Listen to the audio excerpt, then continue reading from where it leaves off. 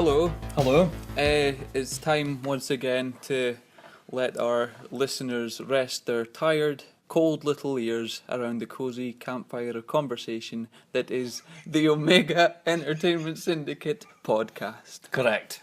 Welcome. The investors have been on the phone recently, haven't they, Steve? They have. They've been going mental. They're all like, Steve, mate, we're 45 viewers on the last podcast. We've got to do another one. And what were you saying, Steve? I was thinking that you were going to fill me in on a movie that has recently been released. We're doing the bit with the pictures of us on the conference call. I had no idea we were doing that bit. Because you didn't say we were doing that bit. The investors when they called. Yeah. That. They were like, Steve, mate, we've had 45 views on the last one. We need a new one. Another one. We need episode 2 of the podcast. Yeah. We both took a call individually on separate phones. Yeah. And I said, okay, we can do another one. Mm-hmm. What did your investor say to you? Well, he was, pretty much along the same lines. Look, we've had a rip-roaring success. The 45. most successful podcast, 45 views, most of which may have been family and friends.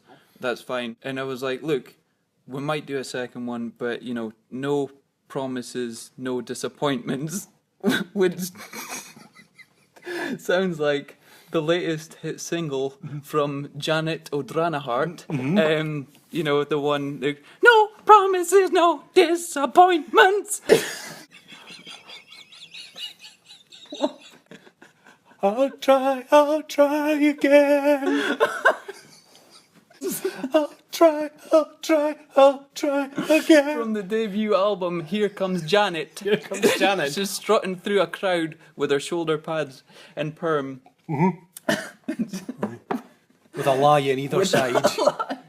What I heard was that they weren't CGI'd or photoshopped in, they were real lions. It might be our last record, I don't know.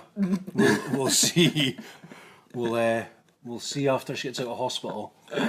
Brave Janet. Her next hit single will be No Larynx and No Facial Features. And in brackets, no tigers, no lions, no please, dangerous beasts. For the love of God, no more. Yeah, it's catchy. How would that one go? So it'd be no larynx. You're better at that bit. No larynx That's and it. no facial features. No tigers, no beasts, no beasts.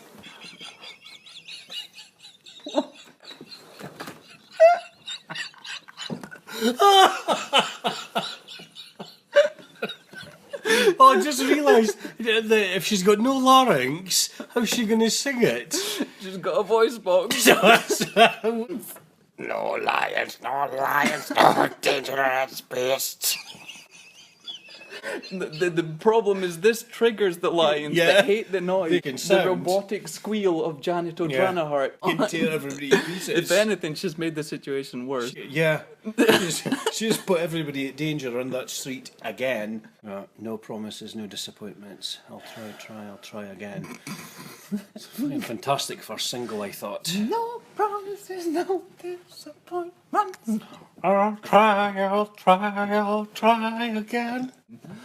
Oh goodness! Well, I hope she gets it together for the next one. Me too. She's on a route to success. Come on, Janet.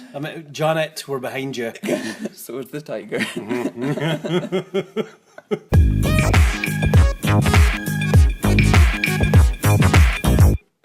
So I was gonna figure out a chat about the new movie that's hitting cinemas, Goblin Peak.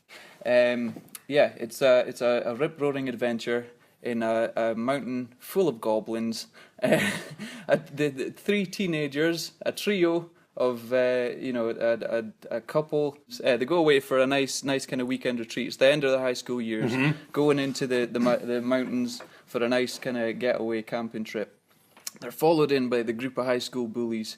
Chad and his crew kind of follow them in. Little do they all know, the mountain is infested with goblins. What type of mountain is it? It's A mountain full of goblins. Has it got trees though? There's Because trees, The yeah, bit in yeah. the trailer Yeah. looked like almost like they were trapped in a maze of trees. It is, yeah. It's a very thick. There's a thicket of trees. Okay. Upon the mountain, and they're going up into it, and the problem is they go up in there for the weekend, chased in by the bullies, followed, whatever, they're going to play pranks on them. They all get trapped, and they all have to work together to get themselves out of the mountain. But the mountain keeps changing. The mischievous little goblins keep changing the mountain, the layout, and They can move the trees. moving the paths, and it's all, you know, a mystical adventure. Why are the goblins so angry? Because the bit in the trailer when that goblin is up in the top of the tree and it makes a noise, and I just wonder, did the kids do something to annoy them, to enrage them? What? Yeah. The enraged goblins. Yeah.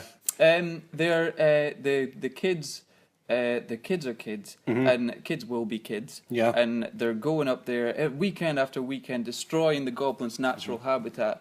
And in the end, I think you feel more sorry for the goblins. There's a thing. A few comments I've seen online about it is about there's a few things in the film that weren't very clear to people. A lot that's not clear, to be honest. Can you elaborate without spoiling anything on the scene with the corned beef? The bait scene. Yeah, the bait scene. The bait scene. Yeah. They obviously they're you know, there's a scene at a party in it where they're cornered by the goblins. They're trying to, you know, figure out what to do to get away from them. They rake through their backpack. Obviously they've come prepared. They've got the usual kind of hiking goods, including corned beef. So they quickly whip together a corned beef sandwich and hurl it through the trees to try and distract the goblins. Okay. You know, first the goblins kind of obviously are interested by it, but the only thing they hunger for is the taste of human flesh. Human flesh So is exactly what I thought. You know, they go up, take a nibble, and spit out, and they're just like chummed. It's basically they've essentially pissed- chummed a shark. Yeah. Goblins are like the sharks of the mountain. What do goblins eat? What People. People. Just people. Just people. Just people. They're starving. There's so many of them on the mountain. So horrible. Yeah, it's amazing. Goblin Peak. Yeah. Is there a cave system? There's several. Okay. Is there a king goblin? Oh yeah. Yeah. Yeah. The Goblin King. The Goblin King. Yeah, definitely. They've got. I won't spoil it. Okay, But, you know, okay. the Goblin King does make an appearance. There was another thing I read online as well. There was an owl, right? Now, it would be normal for it to be an owl on a mountainside, but it was almost like it was whispering something into the main character's ear, and then it was gone, and it was never explained what the owl said, and, I mean, why? Why? Like, what is it? Like,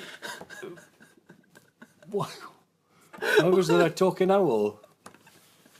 Was it friendly? Was it friendly? Was it? I Exactly. don't know. Was it? The owl makes an appearance several times Yeah, throughout the movie. okay. You have to decide whether he's helping or hindering. The trees, when the trees move, like what's the actual, is it magic or is it technology that's moving the trees? Goblin power. Goblin power. Yeah. So is that part magic, part technology, It's or 100% goblin. 100% goblin? Goblin. 100% goblin. 5% luck. 5% luck. 105% 105%. is what it takes to move the Yeah. trees in the It's woods. amazing. That's why we cannot currently move trees Yeah. in that manner. The You're missing there. 5%. That's another amazing movie. Soon. The missing 5% Missing 5%. of Janet Odranahart's face. Janet, just I'll put this out here. It might not fly, but do you think Goblin Peak would have been improved if Janet, with her lion and tiger, were actually with the party on Goblin Peak? Would that have changed the movie? First of all, the crew would have survived a hell of a lot longer because they would all be going for Janet because she has pissed off many a beast. Yeah. And goblins can The sense entire that. 5% are unhappy with her. Yeah, the goblins can sense that. They would go right for her. Okay. Like Bait. So she's bait, actually the yeah, corned beef. she would be She'd be the Janet corned beef. Odranahart. Yeah.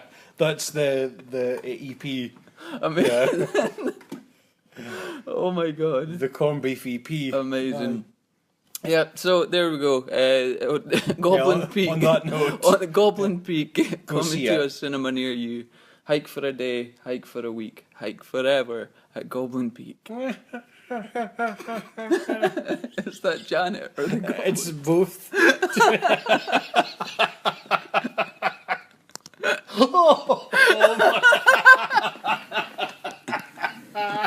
Oh my god.